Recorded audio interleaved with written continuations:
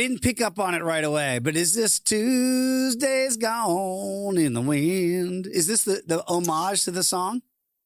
Oh, yeah, a little Leonard Skinner. It is Masters Week, so of course you got to have a little Happy Gilmore tie-in for the Daily Diamond. What we'll tie in here with Tuesday's Gone is maybe some runs. But first, a team that has covered the run line at a pretty efficient rate thus far. That's your New York Yankees. Off day yesterday, back in action against the Athletics tonight. They are tied atop Major League Baseball, 7-2 covering the run line. I do lean that way for them at the ballpark there at Yankee Stadium tonight. Noah Cameron, you heard Greg Peterson earlier in the program talk about it. He actually likes the Guardians in this game, but I like a lot of run suppression. Dave, it is absolutely frigid. 26 degrees here right now in Northeast Ohio. They moved the game time from 6:10 to 1:10 p.m. Eastern. I'm going to play a prop. No home run hit in this game. It's plus 310 on DraftKings. Wow. And a great friend of the program, Kevin Roth, who is a meteorologist, does great work with Prop Finder.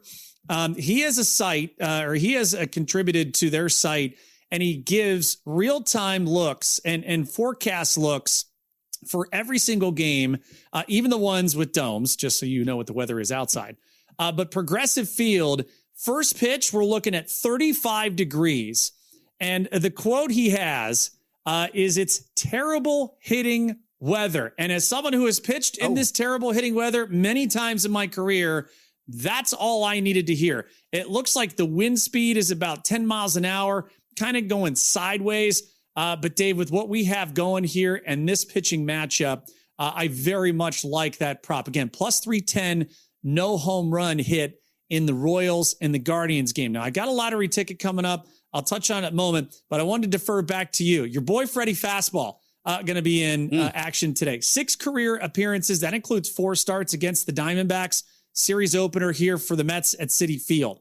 4-0, sparkling $1.35 ERA, 35 strikeouts in 26 2/3, 4:10 Eastern first pitch against Zach Gallen. I think, Freddie, get your boys back on the right side, even with no Juan Soto in that lineup this afternoon. Yeah, I love it. And I think, if we can hold down the fort for the next 2-3 weeks, I'm playing backup second base for the Mets. Without Juan Soto here for the next couple of weeks, Jensen, this is really a very key part of the schedule here for the Mets early in the year without Soto. If they can hold down the fort, you might rely on pitching and, dare I say, defense, which has not always been a specialty for the Mets here in recent years.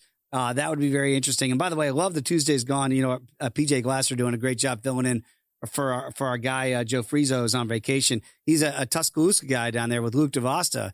I think at Alabama, it's a prerequisite, I believe, as a freshman, that you must know all the Leonard Skinner songs. And the memes this week of Tiger Woods looking up, some of those have been Happy Gilmore memes to that song, Tuesday's Gone, looking up at Chubbs and the alligator. Jensen, let's stick with it here. You got a double dare for me today? Oh, my gosh. If you are a millennial, a Gen Z or Gen Xer, you obviously know the hit show on Nickelodeon hosted by our great friend Mark Summers. In Double Dare, I've got a double play potentially for you. To make the playoffs, Dave. Would you rather in the National League Central take the Pittsburgh Pirates at plus $1.30 or the Cincinnati Reds at plus $1.80? Or would you like to shift into the American League Central, take the Royals at even money or the Guardians at plus 215? Make a selection. We'll double dare you here.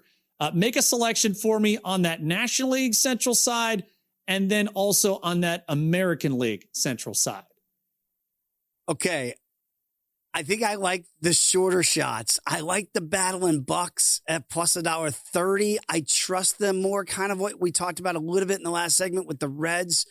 You know I love the Reds, and I love your guy, Terry Francona, right? So that part of me wants to get to the longer ticket at plus $1.80, but I am worried about Lodolo. I am worried about Hunter Green. We just assume he's going to come back and All-Star break, post-All, and be Hunter Green again. There's no guarantee we see him at all this year, right? We all hope that he's going to be just fine in a couple months. We're not doctors. Sometimes these things get longer. If they drift a little bit, they shut them down. We've seen that happen before. So to me, the Pirates, by making an investment in offense in the offseason, is already paying dividends. And I just wonder, Jensen, if you get these windows before maybe a potential lockout for teams like the Royals and the Pirates that might buy. Traditionally, they don't. But when they see that there's an opportunity, they might buy, dare I say, at the deadline. Give me the Royals at even money. Give me the Buccos at plus $1.30. That's where you're going to double dog dare me. By the way, I have a ticket already on the Royals at plus 250 to make the postseason. But if you made me today on those prices, the updated prices, I would play it at even money here. I like this Royals team. I like their pitching staff a lot. And I think they're going to be around here for the long haul this year. Absolutely. One other, I do want to get these out there for people because the weather is bad. Not only in Cleveland, it's bad in Chicago and it's bad in Minnesota. Here's what I did. I did an Orioles White Sox no home run in that game at plus 510 for a half unit.